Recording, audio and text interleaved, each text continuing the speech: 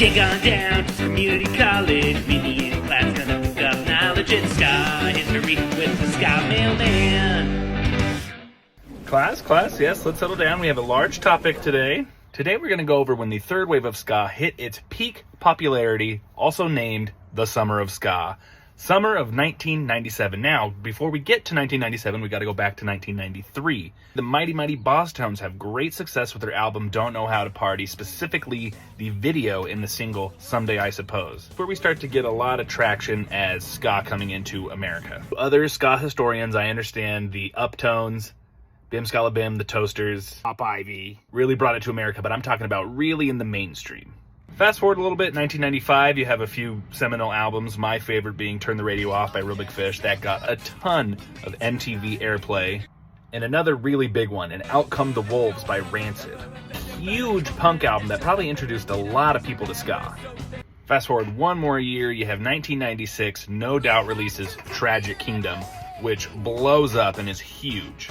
No Doubt was all of a sudden everywhere. They're probably the biggest product for that time.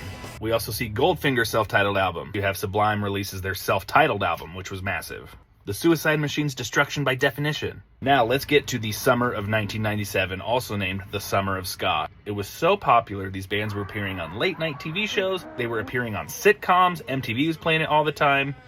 Carson Daly played a lot of ska music videos. And in 1997, Tragic Kingdom officially reaches diamond status. So in 1997, we have a lot of big ska album releases. Evildoers Beware, Mustard Plug. Let's Face It by the Mighty Boss Tones. That's the impression that I get on it. Less Than Jake releases Hello Rockview. The Fury of the Aquabats. Dave Ferris releases It Means Everything. There's just a ton of ska everywhere. In fact, other bands start having ska influence that normally wouldn't. Like Green Day. What ska songs does Green Day have? It's not really ska, but ska influenced the song King for a Day, which when they did their tour in 1997, they did have the horn section from Real Big Fish play the horns on that song. If you look in this video, you can see the bee costume that Dan Regan was kind of known for.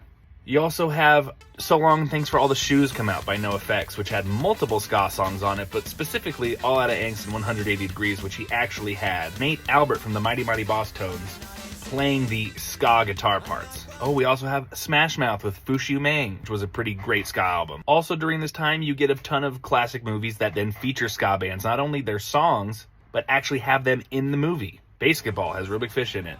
10 Things I Hate About You has Dave Ferris. Clueless has the Mighty Boss Tones. Less Than Jake does the song I'm a Dude, He's a Dude, She's a Dude, We're All Dudes, Yeah, for the Good Burger movie. Kablam on Nickelodeon has the Toasters' Two-Tone Army as their theme song. The more I talk about it, the more things come to me of just how big 1997, to be fair, like 95 to 97 was. It's just that 97 was the peak in its popularity. In 98, there were still some really great albums that come out. Like Keys Be Nights from Catch-22. And Why Do They Rock So Hard from Real Big Fish. And though they had good success, we start to see on the decline. Also in 1999, Weird Al does a ska parody. That does also feature the horn section from Real Big Fish. And Weird Al has gone on record saying that during the mid-90s, he loved ska. I even have the photography book that his drummer, Bermuda Schwartz, put out, and there's a photo of Weird Al wearing a Mustard Plug t-shirt, like he truly was a big fan of ska. Also in 1999, Tony Hawk's Pro Skater comes out, has Superman by Goldfinger and New Girl by the Suicide Machines, which actually is the way a lot of people were introduced to ska, but that was a younger generation, therefore kind of delaying ska's popularity again through the 2000s. So that by the time the year 2000 rolls around, people are more into like nu metal is kind of the way it's going. And we see record companies start asking ska bands to do less ska on their albums, as you can tell in Real Big Fish's Cheer Up or Less Than Jake's Anthem. Even Dave Ferris kind of strayed from it, and then obviously No Doubt went a total pop direction. I don't know if Swing Revival kind of put the nail in the coffin, because the two kind of went together, and people got sick of the Swing Revival real fast. But that's just a little mini insight into the summer of 1997, dubbed the Summer of Ska. What other questions on ska history do you have that I might be able to answer for you? The homework is to go play Dead or Alive Extreme Beach Volleyball featuring Real Big Fish in the soundtrack. Class dismissed.